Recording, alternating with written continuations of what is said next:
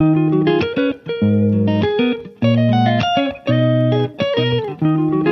श्रीमन नारायण। नमस्कार दोस्तों, आज मैं आप लोगों को निर्जला एकादशी व्रत की संपूर्ण जानकारी दूंगी।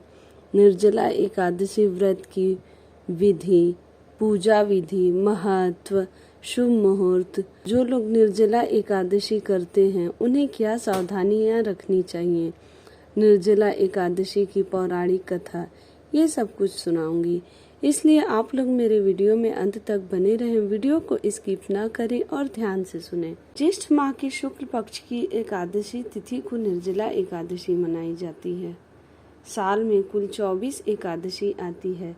इनमें निर्जला एकादशी को सर्वश्रेष्ठ माना गया है। निर्जला एकादशी पर निर्जला उपवास रखने से मनोवांछित फल की प्राप्ति होती है और मोक्ष मिलता है। यह साल की सबसे बड़ी एकादशी होती है। इस बार निर्जला एकादशी का व्रत 31 मई को रखा जाएगा। पौराणिक कथा के अनुसार महाभारत के बलशाली योद्धा भीम ने भी यह व्रत रखा था। दरअसल 10,000 हाथियों के समान ताकत रखने वाले भीम को बहुत भूख लगती थी। वह अपनी भूख को बिल्कुल बर्दाश्त नहीं कर सकते थे। भीम जानते थे कि व्रत उपवास रखने से मोक्ष की प्राप्ति होती है, लेकिन भीम के लिए ऐसा कोई व्रत रखना संभव नहीं था। तब श्री कृष्ण के कहने पर भीम ने एकमात्र निर्जला एकादशी का व्रत रखा था। भूख बर्दाश्त न होने पर शाम होते ही वो मूर्छित हो गए। चूंकि इस एकादशी पर भीम ने व्रत रखा था, इसलिए इसे भीमसेनी एकादशी भी कहा गया है।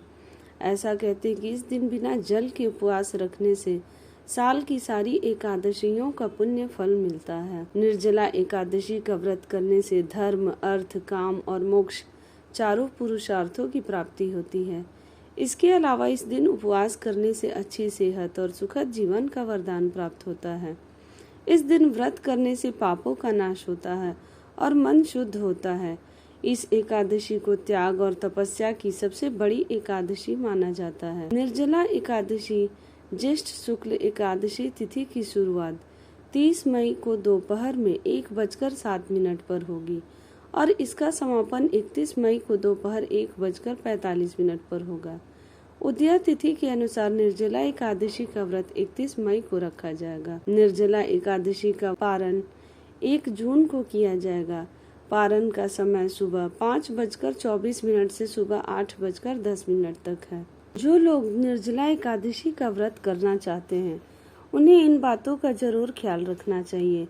जैसे एकादशी का उपवास रखने वाले को दशमी के दिन मांस, लहसुन, प्याज, मसूर की दाल आदि निषेध वस्तुओं का सेवन नहीं करना चाहिए।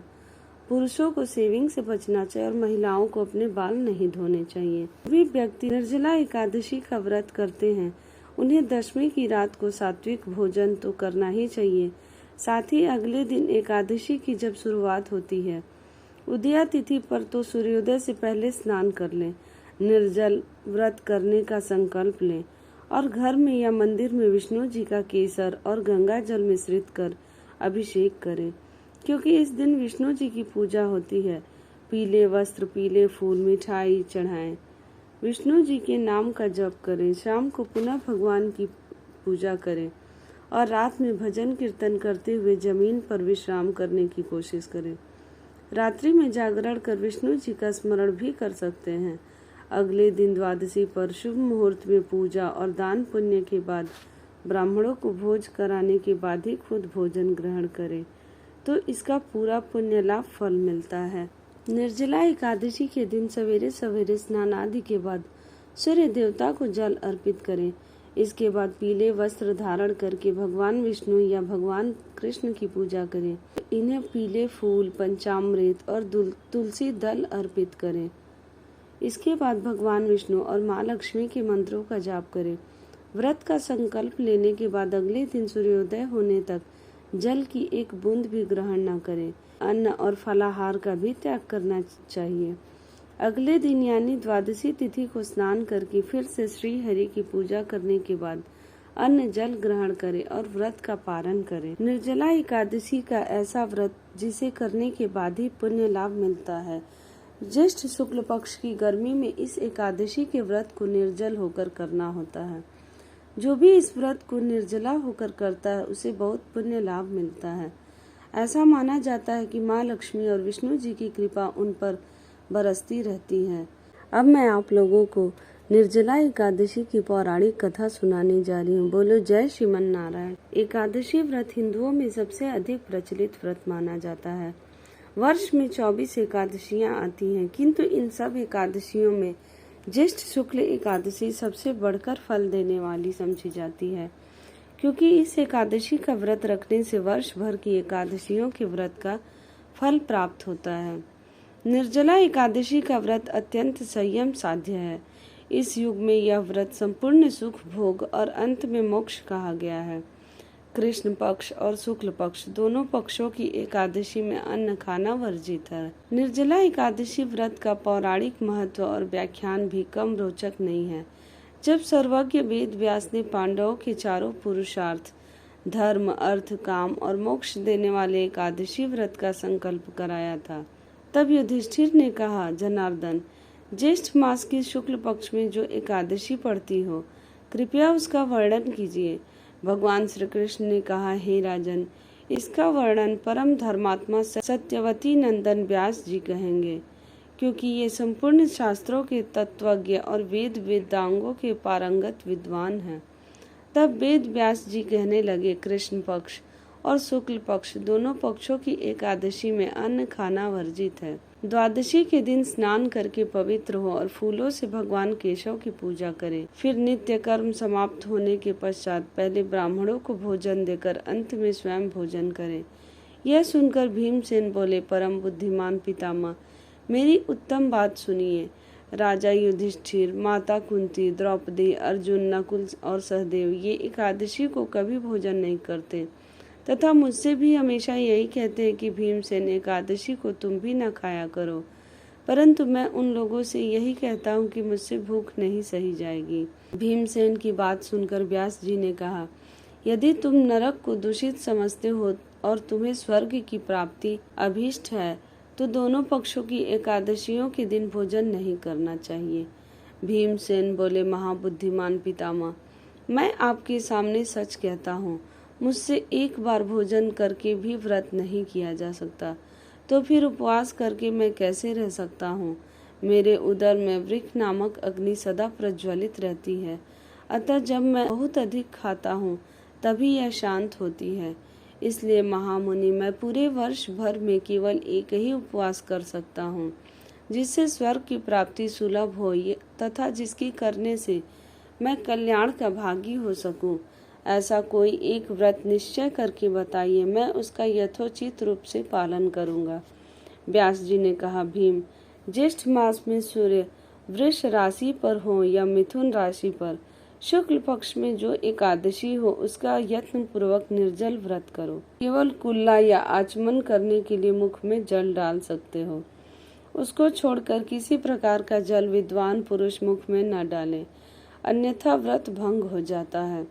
एकादशी को सूर्योदय से लेकर दूसरे दिन के सूर्योदय तक मनुष्य जल का त्याग करे तो यह व्रत पूर्ण होता है। तदंतर द्वादशी को प्रभात काल में स्नान करके ब्राह्मणों को विधि पूर्वक जल और स्वर्ण का दान करें। इस प्रकार सब कार्य पूरा करके जितेंद्रिय पुरुष ब्राह्मणों के साथ भोजन करें। वर्ष भर में जितनी एकादशियां होती हैं उन सबका फल निर्जला एकादशी के पालन मात्र से मनुष्य प्राप्त कर लेता है। इसमें तनिक भी कोई संदेह नहीं है। शंख, चक्र और गदा धारण करने वाले भगवान केशव ने मुझसे कहा था कि यदि मानव सबको छोड़कर एकमात्र मेरी शरण में आ जाए और एकादशी को निराहार रहे तो वह सब पापों से छूट जाता है। एकादशी व्रत करने वाले पुरुष के पास विशाल काय, विकराल आकृति और काले रंग वाले दंड पाशधारी भयंकर यमदूत नहीं जाते। अंत काल में पीताम्बरधारी सौम्य स्वभाव वाले, हाथ में सुदर्शन धारण करने वाले और मन के समान वेगशाली विष्णु दूत आखिर इस वैष्णव पुरुष को भगवान विष्णु के धाम में ले जाते हैं। अतः निर्जला एकादशी को पुण्य यत्न करके उपवास और श्री हरि का पूजन करो। स्त्री हो या पुरुष, यदि उसने मेरु पर्वत के बराबर भी महान पाप किया हो तो वह सब इस एकादशी व्रत के प्रभाव से भस्म हो जाता है। जो मनुष्य उस दिन जल के नियम का पालन करता है वह पुण्य का भागी होता है। उसे एक एक प्रहर में कोटि कोटि स्वर्ण मुद्रा दान करने का फल प्राप्त होता सुना गया है। मनुष्य निर्जला एकादशी के दिन स्नान, दान, जप, होम आदि जो कुछ भी करता है वह सब अक्षय होता है। और भगवान श्री कृष्ण का कथन है, निर्जला एकादशी को विधि पूर्वक उत्तम रीति से उपवास करके मानव वैष्णव पद को प्राप्त कर लेता है। जो मनुष्य एकादशी के दिन अन्न खाता है वह पाप का भोजन करता है। इस लोक में वह चंडाल के समान है और मरने पर दुर्गति को प्राप्त होता है। जो ज्येष्ठ के शुक्ल पक्ष में एकादशी को उपवास करके दान करे वे परम पद को प्राप्त होंगे। जिन्होंने एकादशी को उपवास किया है वे ब्रह्म हत्यारे, शराबी, चोर तथा गुरुद्रोही होने पर भी सब पातकों से मुक्त हो जाते हैं। कुंती नंदन निर्जला एकादशी के दिन श्रद्धालु स्त्री पुरुषों के लिए जो विशेष दान और कर्तव्य विहित है उन्हें सुनो। उस दिन जल में शयन करने वाले भगवान विष्णु का पूजन और जलमयी धेनु का दान करना चाहिए अथवा प्रत्यक्ष धेनु या घृतमयी धेनु का दान उचित है। पर्याप्त दक्षिणा और भांति भांति के मिष्ठानों द्वारा यत्न पूर्वक ब्राह्मणों को संतुष्ट करना चाहिए। ऐसा करने से ब्राह्मण अवश्य संतुष्ट होते हैं और उनके संतुष्ट होने पर श्री हरि मोक्ष प्रदान करते हैं। जिन्होंने शम, दम और दान में प्रवृत्त हो श्री हरि की पूजा और रात्रि में जागरण करते हुए इस निर्जला एकादशी का व्रत किया है उन्होंने अपने साथ ही बीती हुई 100 पीढ़ियों को और आने वाली 100 पीढ़ियों को भगवान वासुदेव के परम धाम में पहुंचा दिया है।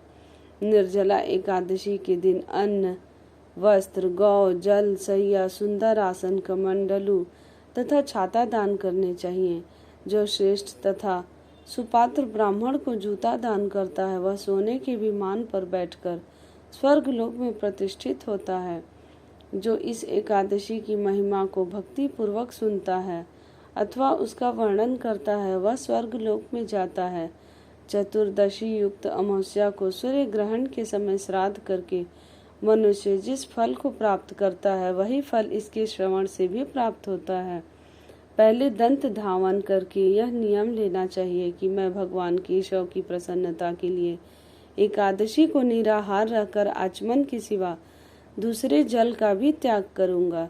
द्वादशी को देवेश्वर भगवान विष्णु का पूजन करना चाहिए। गंध, धूप, पुष्प और तुलसी पत्र, सुंदर वस्त्र से विधि पूर्वक पूजन करके जल के घड़े का दान का संकल्प करना चाहिए और बोलना चाहिए, संसार सागर से तारने वाले हे देव ऋषिकेश, इस जल के घड़े का दान करने से आप मुझे परम गति की प्राप्ति कराइए। भीमसेन, ज्येष्ठ मास में शुक्ल पक्ष की जो शुभ एकादशी होती है उसका निर्जल व्रत करना चाहिए। उस दिन श्रेष्ठ ब्राह्मणों को शक्कर के साथ जल के घड़े का दान करना चाहिए। ऐसा करने से मनुष्य भगवान विष्णु के समीप पहुंचकर आनंद का अनुभव करता है। तत्पश्चात द्वादशी को ब्राह्मण भोजन कराने के बाद स्वयं भोजन करें। जो इस प्रकार पुण्य रूप से पाप नाशिनी एकादशी का व्रत करता है वह सब पापों से मुक्त हो आनंदमय पद को प्राप्त होता है। यह सुनकर भीमसेन ने भी इस शुभ एकादशी का व्रत आरंभ कर दिया। तब से यह लोक में पांडव द्वादशी के नाम से विख्यात हुई। ज्येष्ठ शुक्ल पक्ष एकादशी के ही दिन भगवान श्री कृष्ण ने देवी रुक्मिणी का हरण किया था। अतः यह एकादशी रुक्मिणी हरण एकादशी के नाम से भी जानी जाती है। बोलो जय श्रीमन नारायण। अगर आपको मेरी यह कथा अच्छी लगी हो तो मेरे चैनल को लाइक करें, सब्सक्राइब करें, शेयर करें और कमेंट में जय श्रीमन नारायण जरूर लिखें।